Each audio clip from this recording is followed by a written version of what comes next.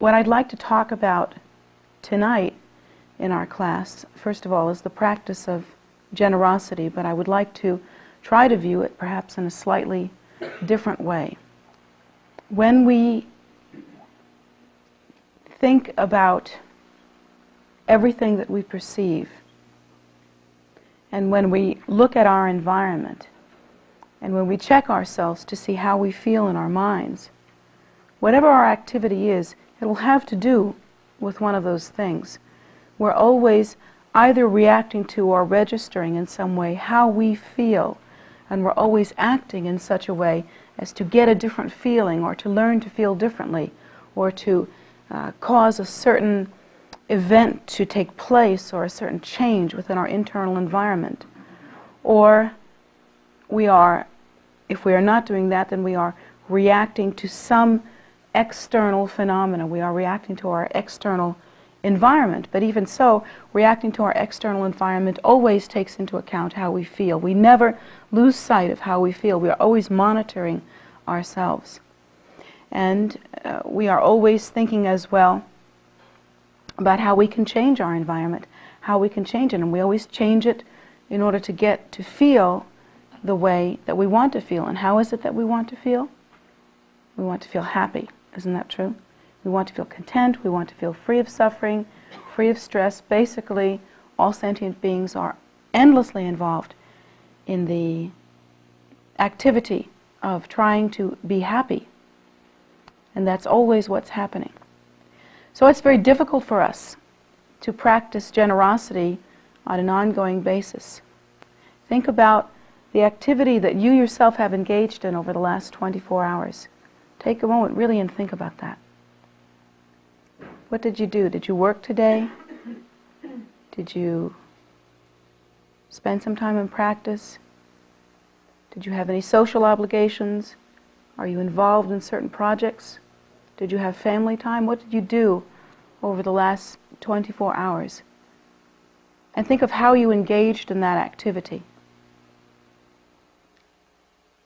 Whether you did so wishing truly to benefit sentient beings, whether that was your first and foremost thought, or whether you spent a goodly portion of the last 24 hours trying to accomplish something that you feel is personally very important in order for you to feel personally the way you wish to feel.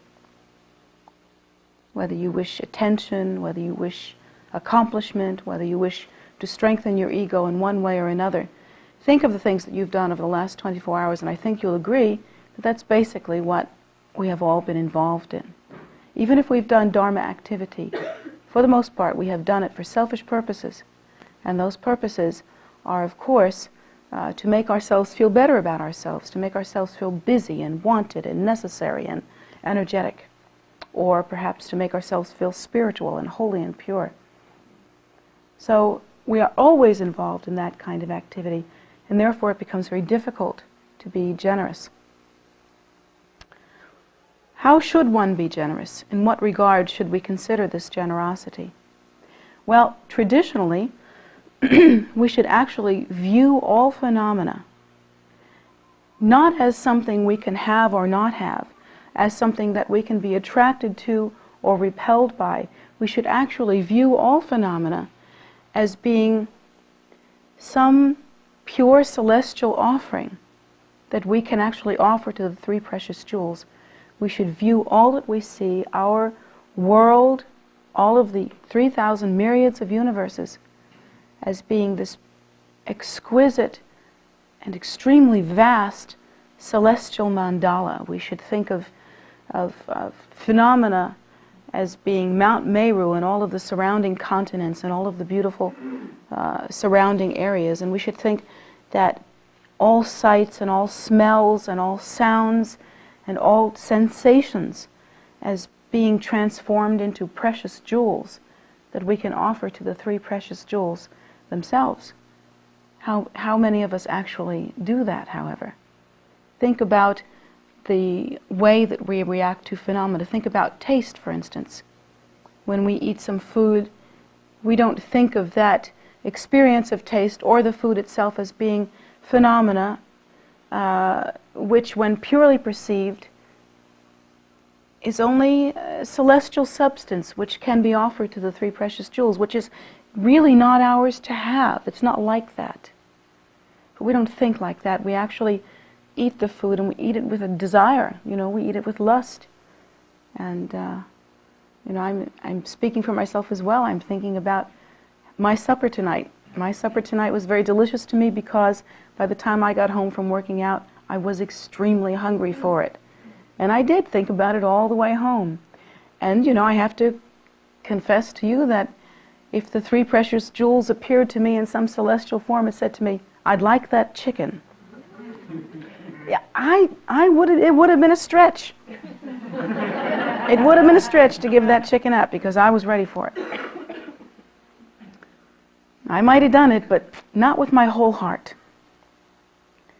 So I know that if this is the case with some of us, it's probably the case with all of us.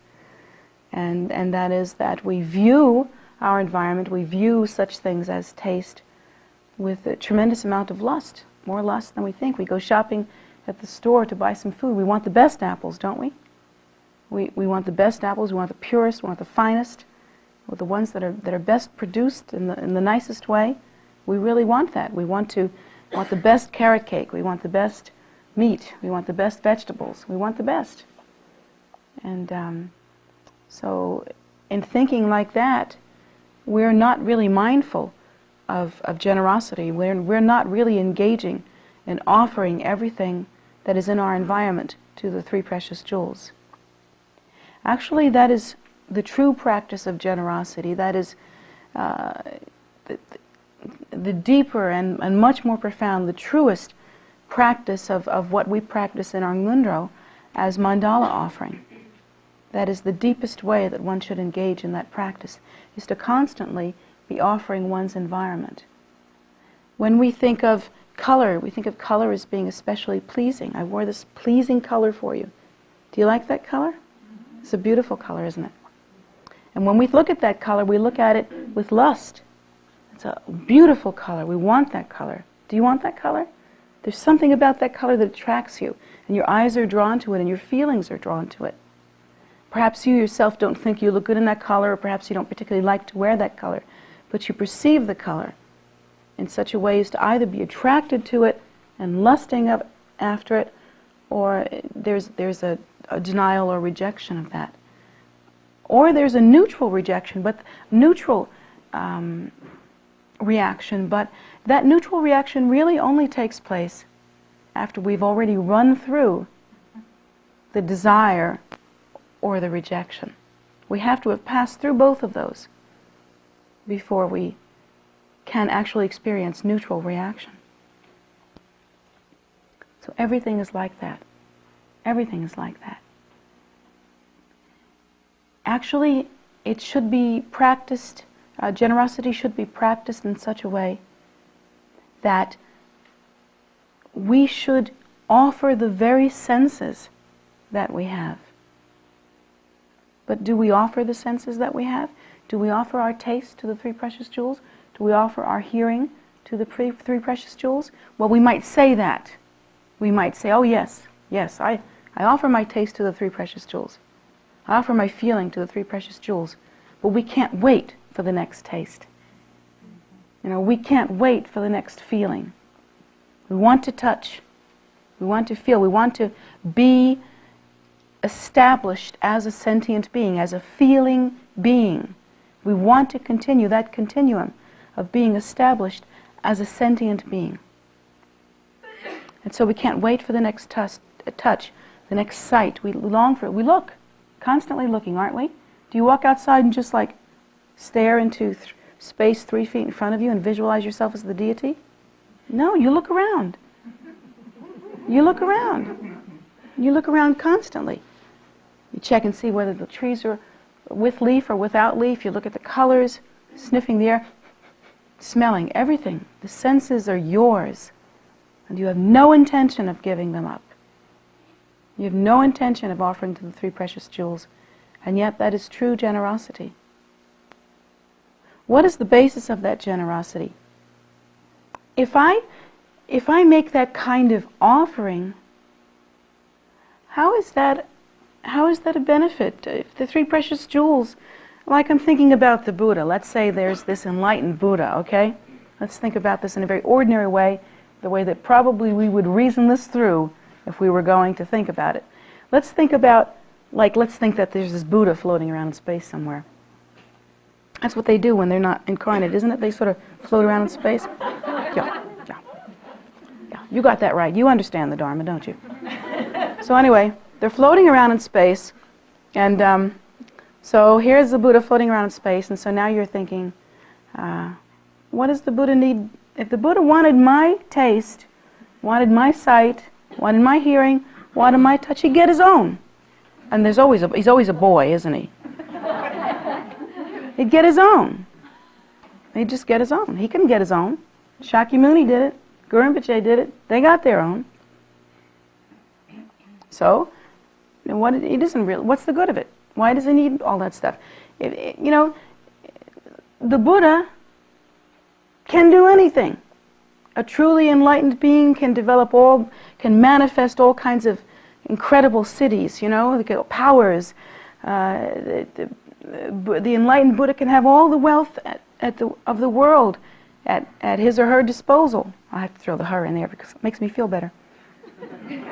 So, they have anything at their disposal, anything that they want. So, why do I have to offer the world to the Buddhas and Bodhisattvas? Why do I have to offer this phenomenal existence to the Buddhas and Bodhisattvas? Don't they have enough? They have enough. They have more than me. They have anything they want. Isn't that right? So why do I have to do that? Well, why do you have to do that? Well, first of all, there's a real logic behind that. And you should not approach an issue such as this from an emotional level. You should not be thinking, because I'm supposed to be offering and being generous and having a moving emotional experience all the time. It's not like that. You're not supposed to be doing that. You're supposed to think about this in a very logical way. So the only way to think about this in a logical way is to ask yourself a question. How long are you going to have this stuff? Think about it. You're going to have sight until your eyes go. If your eyes last until the end of your life, they will surely die when your head dies. You're going to have touch so long as you have skin to touch with or to feel with. You're going to have skin as long as the body inside the skin remains alive. Because as soon as that body is dead, forget the skin. It's not going to do you any good. Same thing with smell. How long are you going to have smell? So long as you have a nose. Or in all the parts therein. But the minute you don't have a nose or the body dies, nobody's breathing. There's no way to smell. Nothing happening. Same thing with hearing. Same thing with all of the different perceptual experiences that you have, but especially it's true of the methods with you detect perceptual experience. You will have them maybe until your body dies. When your body dies, what will you have? Will you have ears? Will you have a nose? Will you have fingers to touch or skin? Will you have any of that? It seems like I'm making a big deal about this, right? But have you thought about that?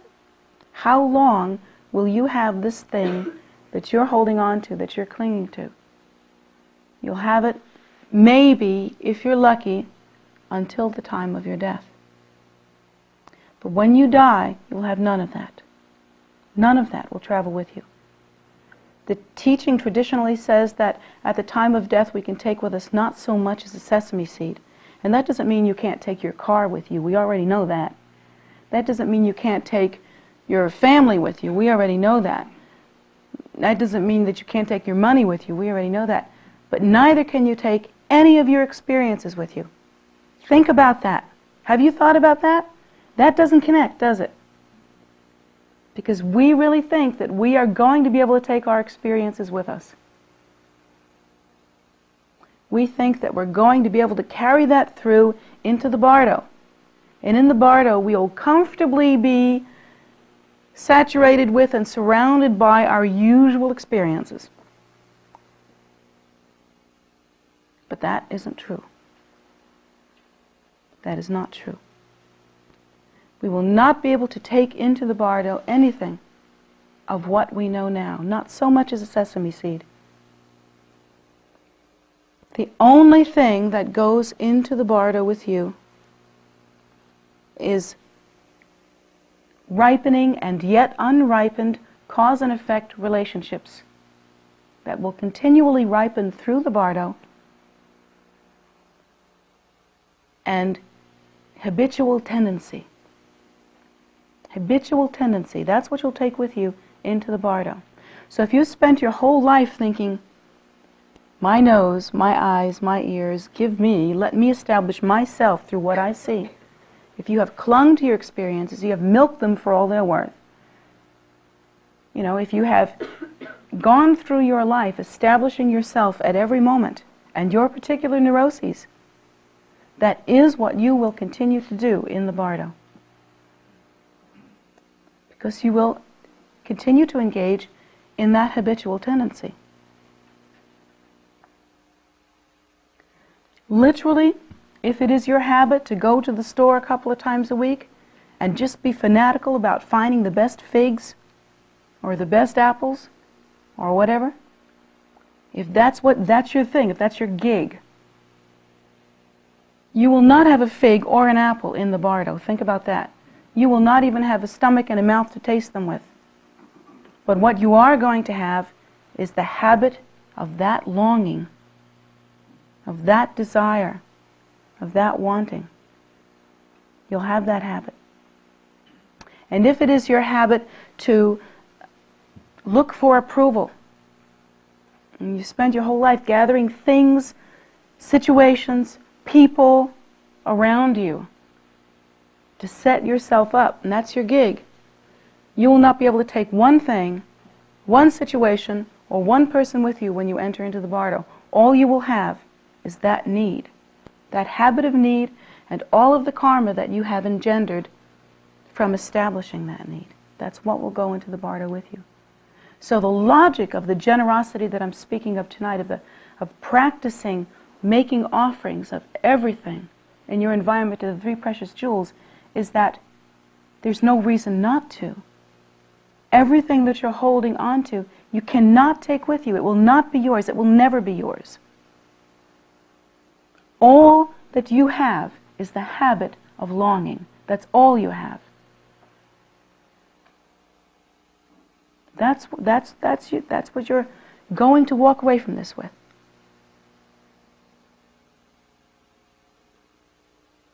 So,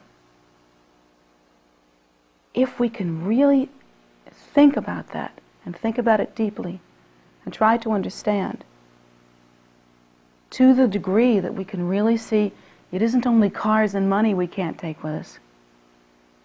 It isn't only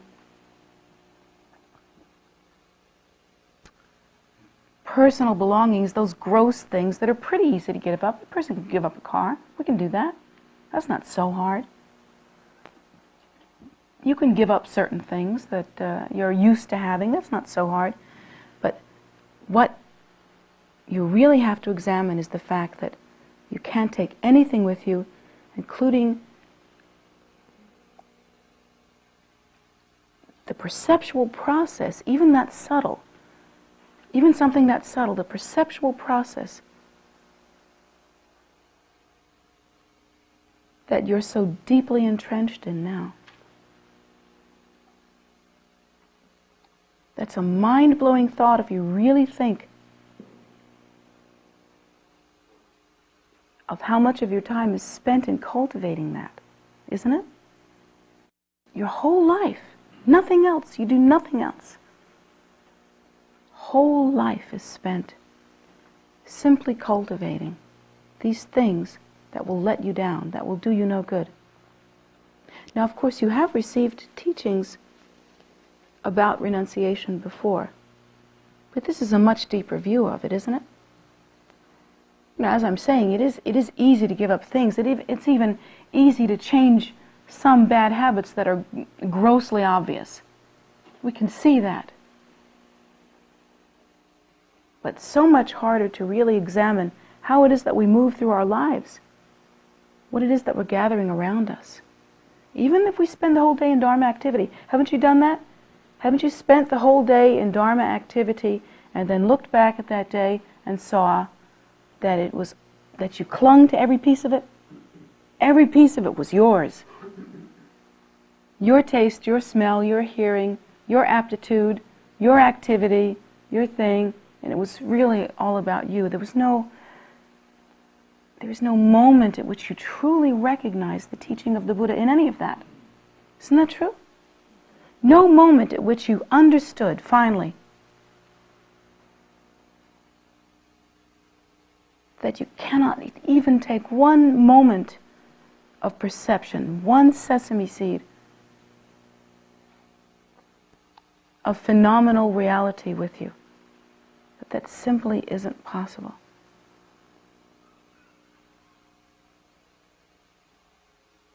There's no getting around it, and we try to escape it at every moment. We simply try to escape it constantly. There's no way around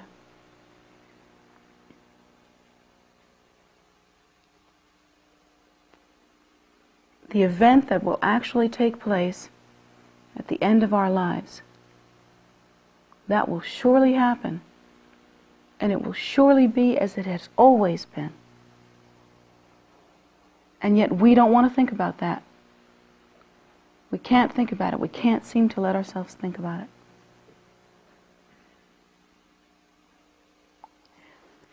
We don't want to reckon with the fact that all we're going to come out of this with, it will not be our bodies, it will not be our feelings, it will not be our emotions, it will not be our mental insights. How many of you love your mental insights?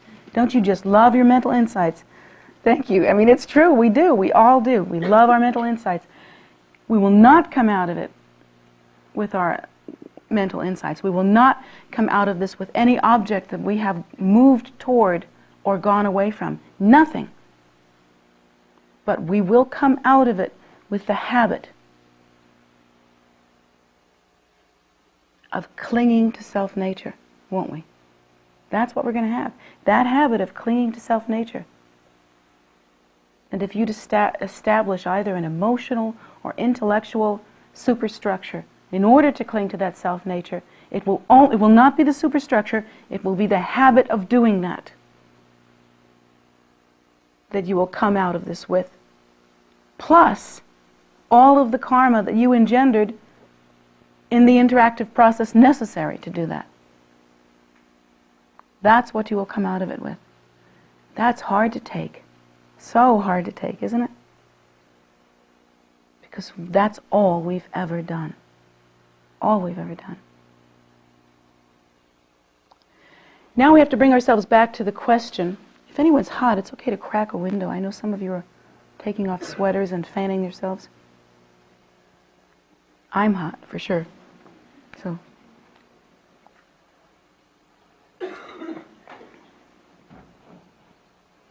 So, now we have to bring ourselves back to the original question. So what about this act of generosity? What about this practice of generosity? What about offering the 5 senses to the 3 precious jewels? What about offering all of phenomenal existence to the 3 precious jewels? Okay, I can understand why you wouldn't cling to anything. Maybe. If you really take this moment to think about it, you might understand it, but I don't know. I'm not confident that you understand it right at this very moment. But anyway, you kind of can see, at least you can see my point, can't you? That at the end of your life, that's it. You don't have much with you. You can't take anything with you. You can see that. But what's the benefit of offering it to the 3 precious jewels? I mean, what's the point? If you think in a superficial way, you probably will think that the 3 precious jewels are pretty happy the way they are. They don't really need all this stuff, and they have it anyway, so big deal. What's the difference? You don't have to do that. Well, here's the view. First of all, if you practice in that way, constantly making offerings, you're actually constantly creating a stream of merit. Because offering is one of the major ways in which one can accomplish accumulating merit. And that merit can be dedicated to benefit sentient beings. In fact, you can actually visualize yourself and all sentient beings offering the five senses, offering consciousness itself as we know it as humans, a perceptual process. You can think of all sentient beings gathered together with you and making offerings of the 3,000 myriads of universes purified into a precious jeweled mandala. We can think like that. We can constantly create that stream of merit.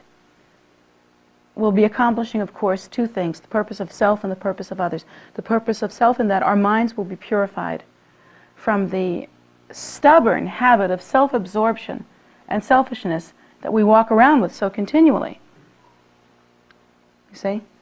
But the other thing that we will accomplish is the purpose of others, in that we will be able to offer that merit to the stream of beings who are themselves constantly involved in selfishness and self-absorption, and have no awareness that they can make any offering at all. What is the value of such an offering? Because it is so cut to the bone, because it is so deep and so profound as to involve your entire perceptual process. And of course the perceptual process is the key to understanding what cyclic existence is all about. That is what cyclic existence is all about. And we've talked about that and related subjects before. But cyclic existence is only the perception and the continuing of the continuum. So, involving ourselves in this deep perceptual offering, this very profound kind of generosity, we are engaging in a practice really that is quite deep and to my mind far more potent and more powerful than the traditional example of offering that we're given in our own Ngundro, where it says offering a butter lamp on an altar. Offering a butter lamp on an altar, they say that if you do that consistently and with, absorption, you're going to be reborn in Dewa Chen. There's all kinds of great promises made about a butter lamp. Butter lamp. How much more profound it would be to be able to engage in this deeper level of offering with truer perception, involving our whole consciousness and avoiding or pacifying the habit of clinging that we are so happy about, that we are so deeply involved in, that we are going steady with. It's an old term, isn't it? I hear they don't use that anymore. But anyway,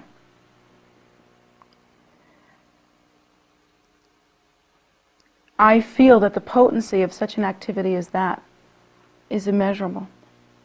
It does accomplish the purpose of self and others. And it does change the mind. Think about your mind and what makes you happy and what makes you unhappy. If you could really boil it down, it's not different from what the Buddha taught. The Buddha taught us that we are unhappy and we are suffering from, we are unhappy due to and we are suffering from desire. And our whole lives are really involved in desire, establishing that desire, formulating that desire, reacting to that desire, answering that desire, making more desire so that we know who's desiring, and then defining our desire, and then all of that stuff that we do. And if we can pacify that habitual tendency through this practice of extreme generosity, we will have accomplished something. More so than busily going around doing the Dharma thing, don't you think? More than walking around busily making the Dharma scene. I wouldn't give you a nickel for practice like that. Not a nickel. Because it's superficial and it's pretty close to useless. But if you can practice deeply from the heart, from the mind, something's happening.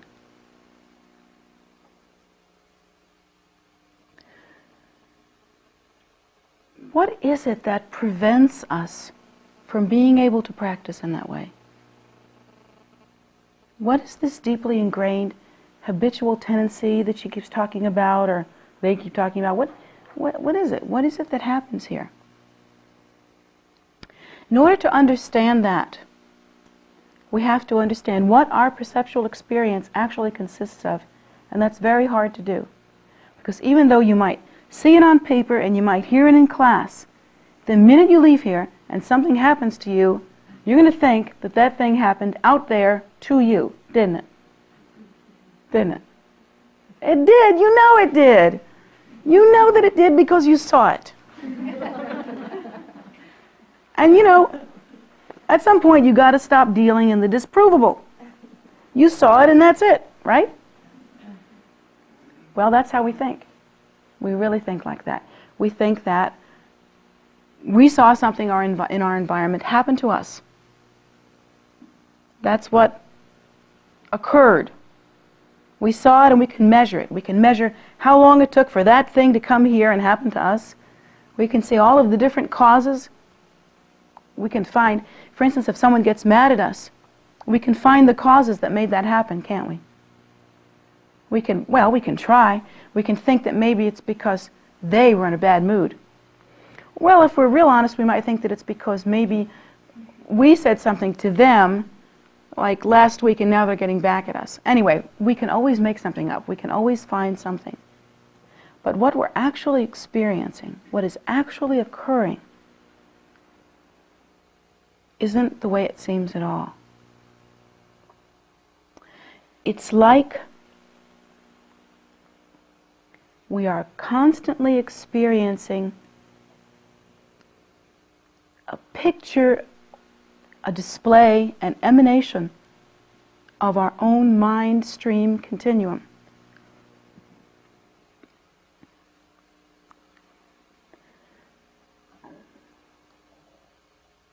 There is nothing in cyclic existence that can occur, nothing that occurs that does not arise from a cause. And if that occurrence is happening to you, then you had something to do with the cause. This is what the Buddha teaches. I didn't make this up. Nothing can happen to you that is not the result of some cause that you yourself were previously involved in. So every external event, whether it be people talking to you badly or people being unkind to you, whether it be an internal experience of hunger, even that, you can say, didn't I say to you, I was hungry tonight because I didn't have enough to eat and I wanted my chicken because I worked out. Didn't I just say that to you? Well, that's not why I was hungry at all. That's not what that experience was. That experience had to have been the ripening of some karma. That experience of hunger, even that, you could say, my stomach is empty and that's why I'm feeling it. And you will say that. But actually that experience of hunger is the ripening of some previously sown seed. It is the effect of some cause that began some time ago. Yes, it has a relative here and now expression. And the here and now expression is, my stomach was empty. My tummy was rumbling. I needed more food. But the experience of hunger and all of those circumstances surrounding it are actually the ripening of some previous karma. Everything, even down to that level, that subtle. But we can't encompass that. We can't see that because we have no sense of our true nature. We cannot see the continuum. The continuum is invisible to us, isn't it? For the most part. You can see pieces of it, glimpses maybe, but the continuum is invisible. Even if you remembered everything from the time you were born, that's all you can remember. And you don't remember that. You don't. You forgot what you did 10 minutes ago that's going to bring you suffering tomorrow. You forgot that already. Certainly you don't remember what happened before the beginning of this life. Most people don't remember hardly anything of their lives. So we don't have any sight of the continuum. We have no understanding of it. How then can we understand that this is happening to us due to this expression of continuum. How can we understand that? Well, we can't. That's simple. We can't. We think that we are hungry because our stomachs are empty. And there's probably extenuating circumstances to that. It's probably Alana's fault. She didn't fix me a big enough lunch. And probably was because I worked out so hard. That's probably it.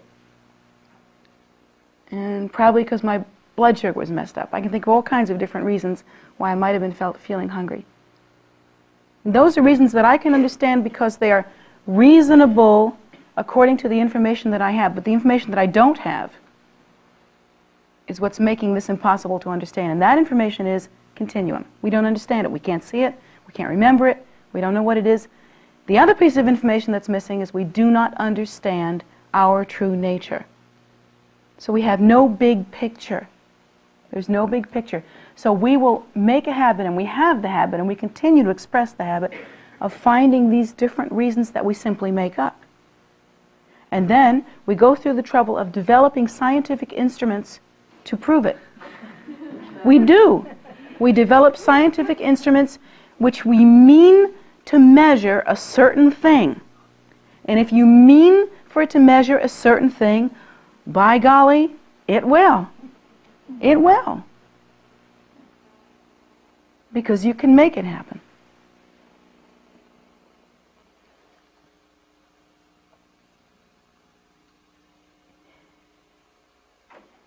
The experience then that we are having then, in order to continue on a certain straight line here, if that's possible, is not at all what is truly happening. So then we have to ask ourselves, what is truly happening?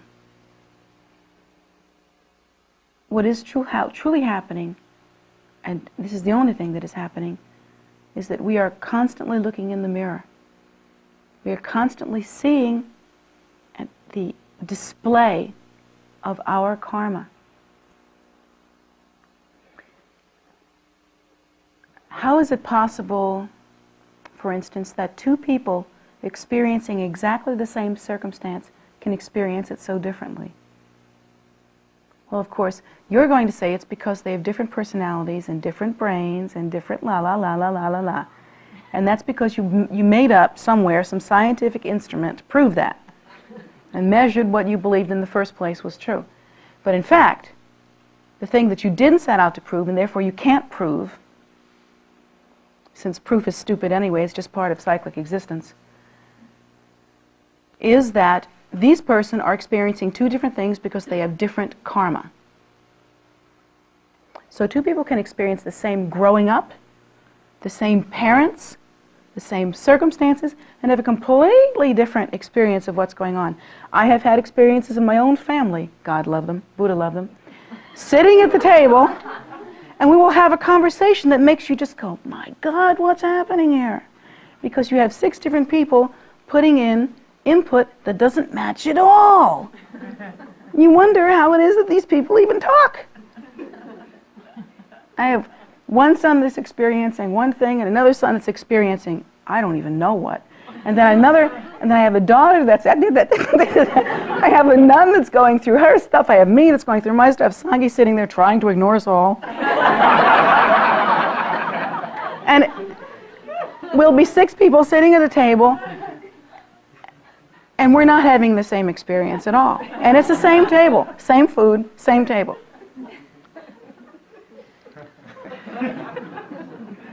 Well, I'm painting a rather exaggerated, but you all been in the solarium and heard our dinner, haven't you? It's pretty strange. The point that I'm trying to make is that each one of us has a different mind. Yes, we have different experience of karma. That's what different mind means. We have a different bundle, a different package. It's almost like we have a different glaze on the glass, you know? The glass is a different color for each one of us. And that is due to our karma. That is due to our experience. No 2 people will experience anything alike ever,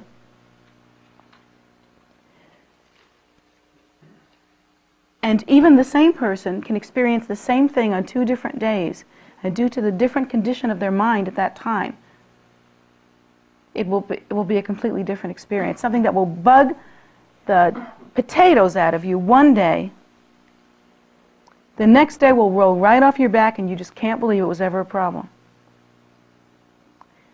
And it's really due to the ripening of your karma at that time. So our experience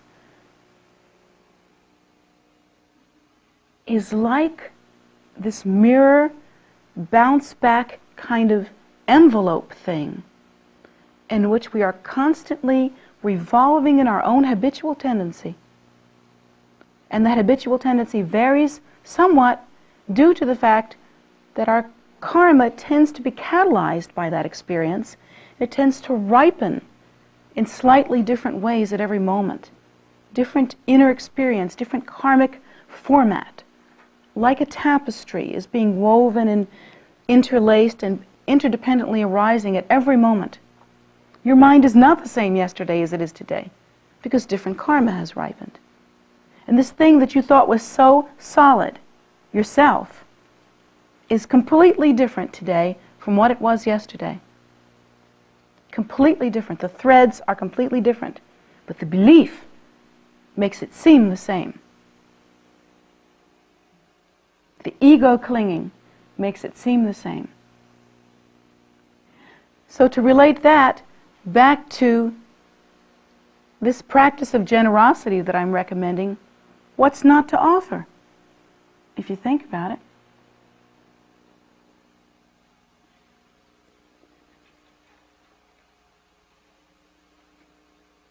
We don't offer our experience because we are fearful of losing our experience. We are fearful that if we offer something, heaven help us, Buddha might take us up on it. You know? If I offer the experience of being a mother to my beautiful daughter, to the 3 precious jewels, maybe they'll take her away. You know? If I offer all of my clothing to the 3 precious jewels, they might take it away. They might say, okay.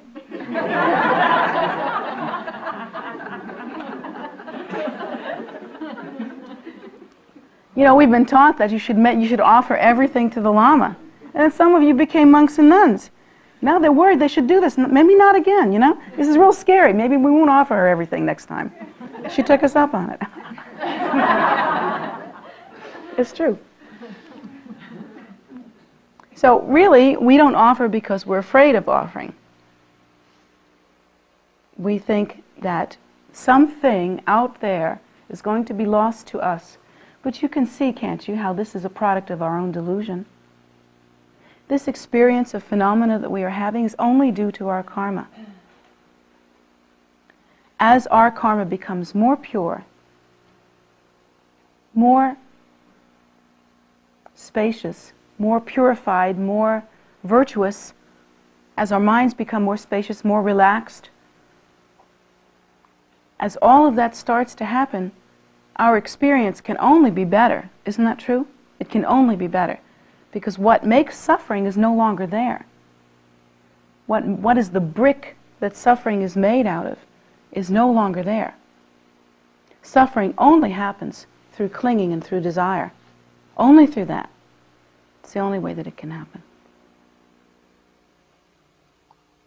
So, due to our delusion, we continue to lust after our experience. Just lust.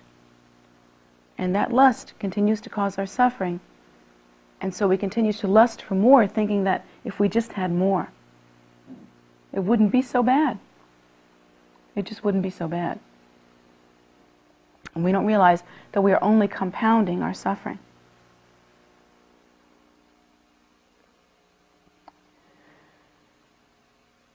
This practice of generosity is meant to be an antidote to that. There is literally nothing to hold on to, and no one to hold it. just like the teaching says in our Ngundro books, if we know, of course I'm paraphrasing it, but if we know we're going to lose everything in the end anyway, why not give it up? It's only logical, and create some virtue while doing it.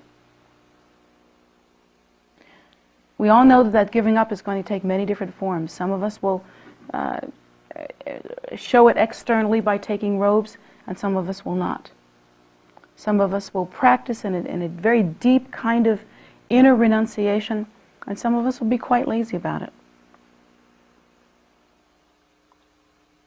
All that you will ever see, all that will ever be readily available as a way to indicate how that person is practicing is the result.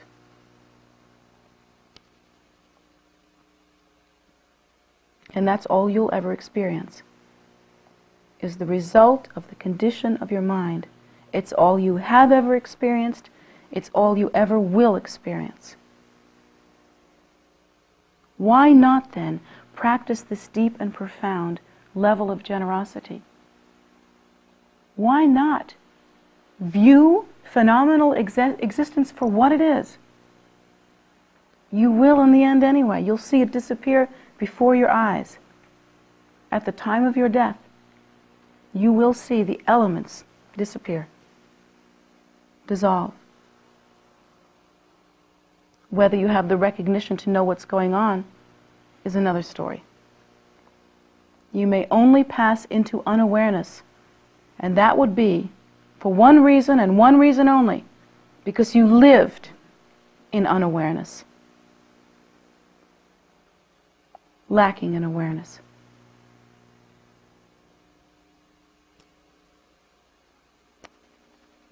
Why not give it up now? Why not practice that deeply now in order to accomplish the goal in a meaningful way? Because it will be accomplished. It will be accomplished. Everything is impermanent.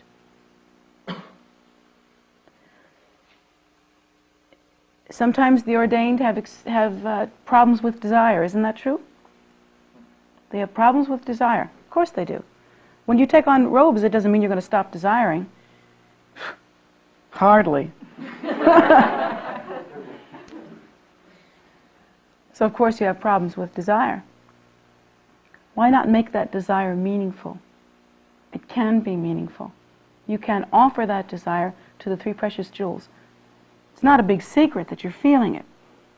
It's not a big secret that it's there. Use it. Use it as an offering. It's the most auspicious offering. The most profound and auspicious offering. And of course that's true for lay people as well. For all of us. Anything that we see, any ego clinging that we participate in, anything, including our own eyes and ears, nose, mouth, fingertips, everything, we will lose it soon. Why not make the having of it meaningful rather than destructive? Because as you're practicing now, it is only destructive. It is only destructive. It only increases the habitual tendency of desire. How many minutes, in conclusion, do you let go by every single day without practicing like that? Precious, precious minutes. They just kind of whoosh, go away, don't they? You lose them. What do you do instead? You sit there and think about how profound your understanding of the Dharma is. And you play with your insights. Da, da, da, da, da, da, da. Juggle your insights in the air. What's that? What is that? Aren't you just continuing that habitual tendency of perceiving phenomenal reality according to you? That's what you've always done. How is that different? How is that meaningful?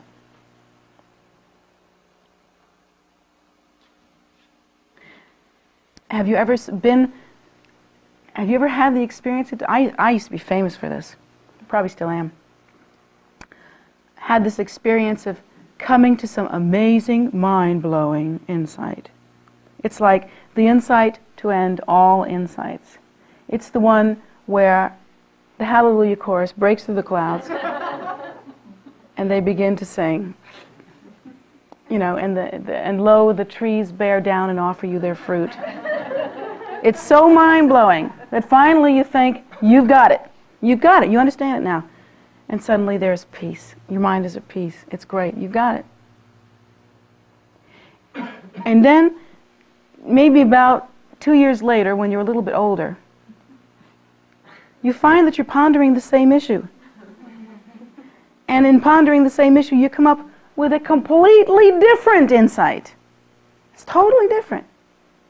And then you have the shame. It's like, you know, the horror of psoriasis, psychic psoriasis. You have the shame of remembering that 2 years ago you did the same darn thing.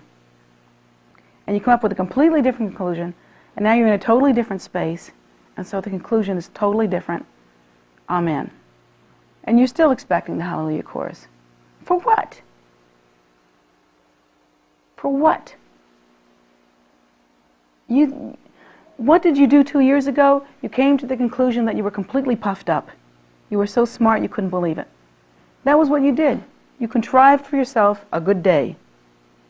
And 2 years later, you came to the same issue and used the same method to contrive for yourself a good day. But all you did was increase your ego clinging. Have you ever done that? How many of you had an experience like that? Oh, come on. Everybody in this room. You know this one so well, don't you? It's true.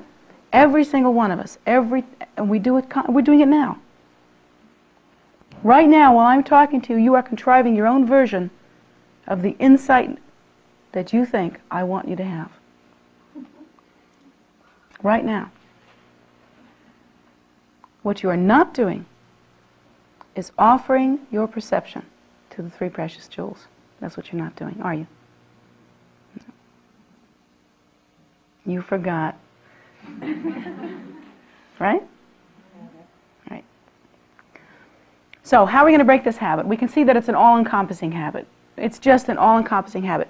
Well, you know, how do you break any habit? You break it a little bit at a time, right? Minute by minute, minute by minute. And this is the most important thing that you can do as a practitioner. It is clearly the most important thing that you will do. Because it is not only a merit-making machine, which, you know, I love those things anyway, but not only that, but it is a way to break through the seduction of phenomenal existence. It is a way to awaken to the nature. It is a way to break the cycle of desire and ego inflation. It's quite profound. It's very simple. There's no like magical terma that is appearing here in the air, and we don't have any big names to put on it, but it's one of the most profound practices that anyone could do. If you did that and nothing else, you would be an excellent practitioner. And you would achieve the auspicious result. You have to break it a little bit at a time, moment by moment. If you can make yourself remember to do it just 3 times during the course of one day, and that means you have, does anyone know how many like minutes there are in a 24-hour day? I mean, there's a lot of them, right? I don't have a calculator, so I can't figure it out, but there's a lot of minutes in a 24-hour day. So if you use 3 of those minutes, only 3, to have 3 different experiences, 1 minute long each, of generosity, that's a start. And you don't be thinking that you're going to try it for a minute, and because you lost it the next minute, you might as well throw it out the window. You just keep climbing back on. You fall off the horse, climb back on. Fall off the horse, climb back on. That's how you break a habit. That's how you do that kind of thing. That's how you establish that in your mind. You can do things like, what is it that you do when you want to remember something? You write yourself a note, don't you? Write yourself a note. Put it on all your favorite places. Mirror. Refrigerator. CD player. You can do that. Every time you turn on your CD player, you'll remember to offer the experience of sound. That, you know, you can do that. put it on the inside of your glasses.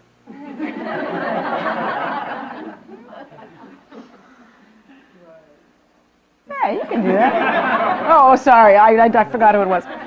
Oh well. I tell you what we'll do. We'll get friends to help you out. Paulchen, don't forget. No, that's a very important practice for you, to offer the experience of sight. To offer perceptual experience. Very important. Will bring much better results in the next life. So, we should remind ourselves of that. And we should put these little reminders wherever we're most likely to find them and at the best times. Just think it through.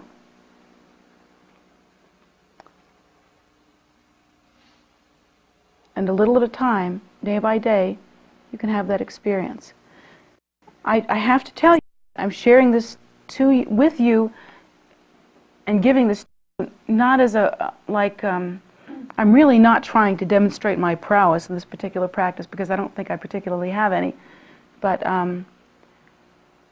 I have had the experience of going walking or running or doing something, and at every moment that I was doing that for some extended period of time, simply every time I would sense the experience of perception, it's like I would turn it over immediately. So it was constantly being turned over. It felt like there was no...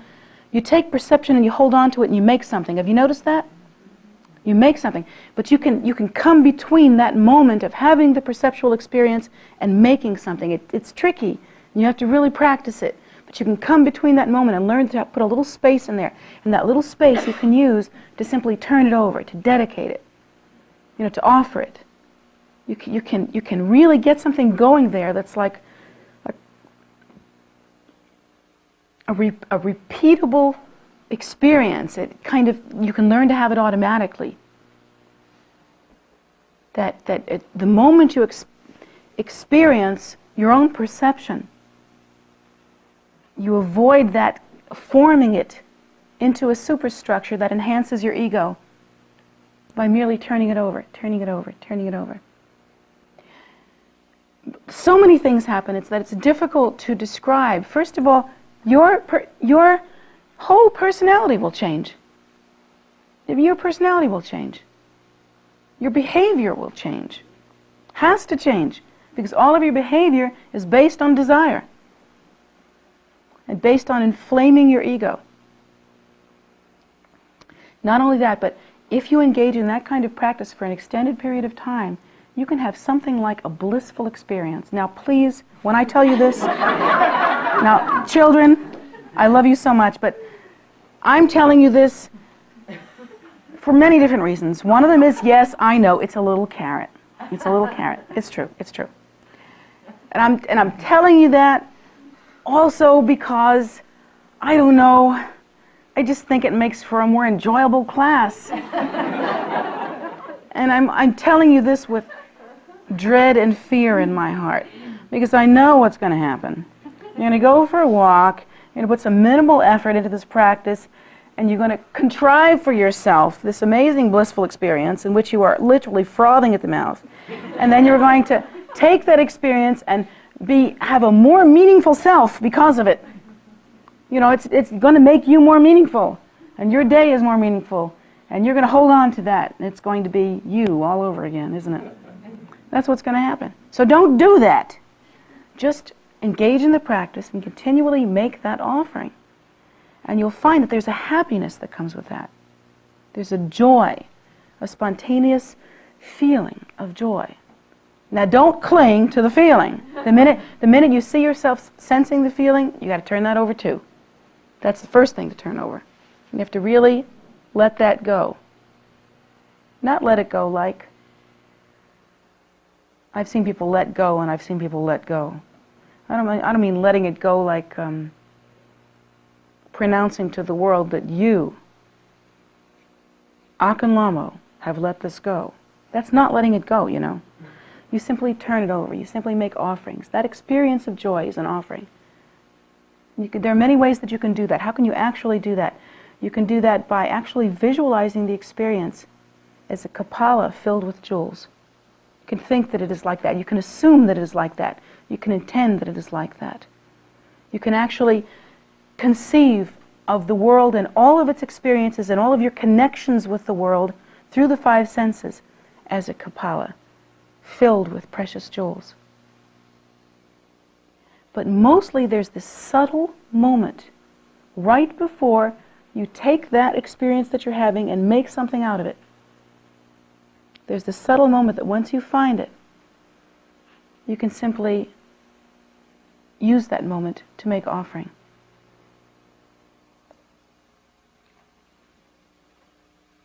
So I hope that that this is helpful to you. I hope that you will actually use this. You know, this is the kind of teaching where if you do use it, it can change your life. You know, it can really change everything about your practice. And I don't think I'm being arrogant when I say that. I'm only saying that from personal experience because it is a practice that I use. And I feel that it has contributed more to my well-being than anything. And I could find lots of reasons to be unhappy if I really wanted to. But I feel that this practice to me has been like a happiness machine, you know? It's really like a happiness machine. And I feel that it has deepened my mind. I feel that it has made my mind more spacious, more relaxed, more peaceful. I feel that it has created a lot of merit. I feel that, I imagine that, or visualize that in my mind, I have sort of like an altar in my mind that I can constantly make offerings at. And you should think of your consciousness as being an altar, and all phenomenal experience as being the offering. You should think like that. You should really carry that deeply. And the minute you decide that you have got to have the best apple, start giving those apples to the Buddhas. That's what you should really practice as your deepest practice. So again, if you do practice it, it will be most helpful to you, most beneficial. But if you don't practice it, then it's almost a poison that you've heard this. Because you can dupe yourself, you can have some minimal thought about it, you know? And you can dupe yourself into thinking that you're practicing it and you're really not. You're really not. You're still lusting after those apples. And so it acts then as a poison to you. Don't let it act as a poison to you. Please practice it deeply and sincerely and every moment. And start with any moment that you have. Even if it's just 3 times a day for 1 minute each time, it's a start. Please do use silly reminders like stick-em notes, you know. Just find different ways to turn your mind toward that, to break that habit, because, and remind yourself, sit down and almost practice a ngundro of that teaching. A ngundro of that teaching would be to practice sitting down and remembering and recognizing that nothing that you make a big deal about now will you be able to take into the bardo with you. If you really think about that, it's going to seem silly to do anything else. If you spend the whole day cooking and shopping and working and being and making and doing and all that kind of stuff, you have to think about, at the end, you have to look back at that day and say, what of that day is going to go into the bardo with me? The cooking, the doing, the making, the thinking? None of it. Only the habit.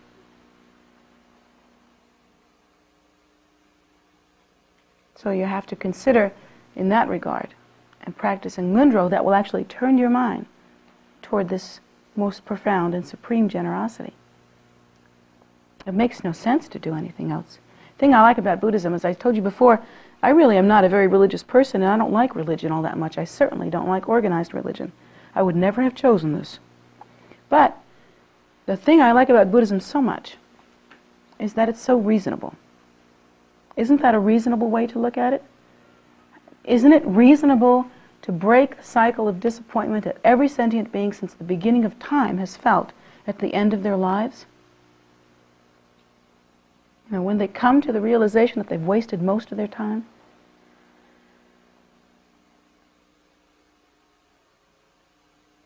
It seems reasonable to me to do that. It seems like the only true end of suffering, to live that way. How reasonable. And how supreme of all the philosophies that one can engage in. Because it gives us that technology, that handle, that way to understand. Amazing, isn't it? Really amazing.